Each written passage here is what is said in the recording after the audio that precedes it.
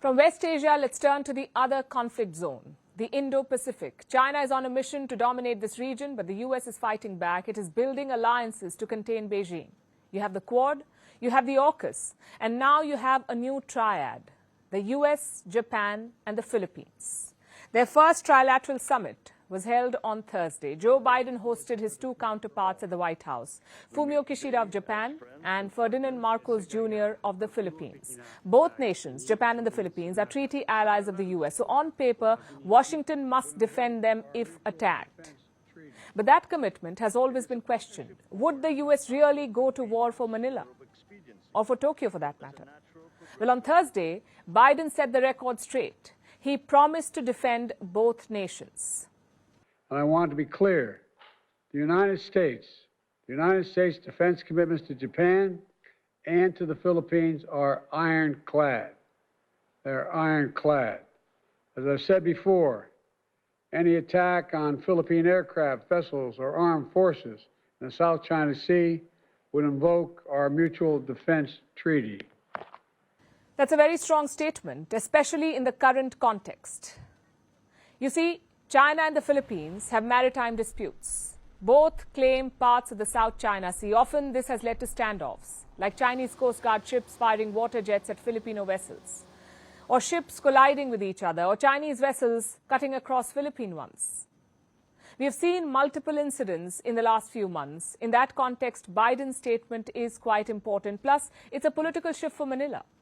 Marcos' predecessor was Rodrigo Duterte, and he had a very different policy on China. Duterte was closer to China, but Marcos has dumped that policy. He is openly pro-America. He's visited China once as president, but he's visited the United States 4 times. That's 4 visits in less than 2 years. So clearly, Marcos has picked a side. And he says this alliance is not about convenience, it is about rule of law. It is a partnership born not out of convenience nor of expediency, but as a natural progression of a deepening relation and robust cooperation amongst our 3 countries, linked by a profound respect for democracy, good governance, and the rule of law.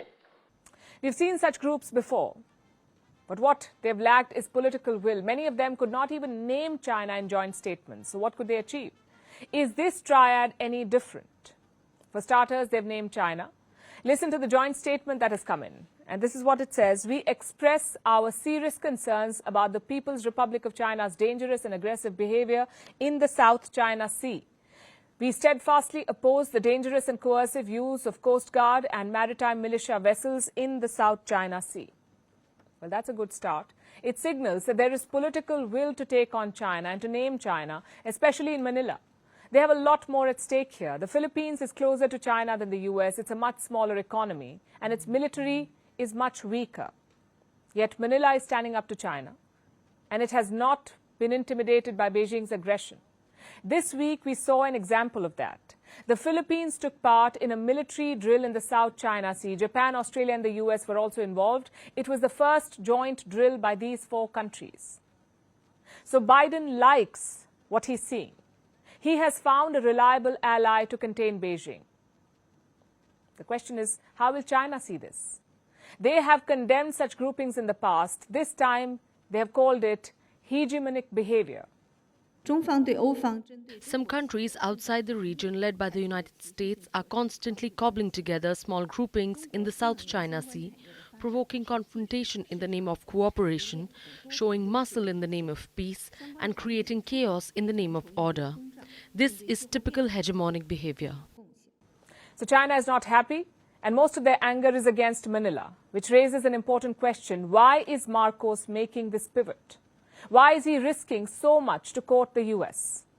There are 2 major reasons for that. One is public opinion. Look at what a survey found in 2022. 89% Filipinos said that they trusted the US. Only 33% trusted China. And this was before Chinese ships harassed Manila. So chances are these numbers would have fallen even more.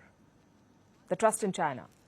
Reason number 2 is material gains. Duterte bet on China for more investments, but that did not happen. Between 2016 and 2022, Beijing invested $1.7 billion in the Philippines. Compare that to other Southeast Asian nations. In 2023 alone, China invested more than $8 billion in Vietnam. So the bet never worked. And that's where the US came in. Biden was quick to woo Marcos when he became president. He was the first foreign leader to speak to him. He's also promised a lot of money. Manila has big hopes from this triad. It is expecting $100 billion in investment from Japan and the US. The only problem seems to be trade.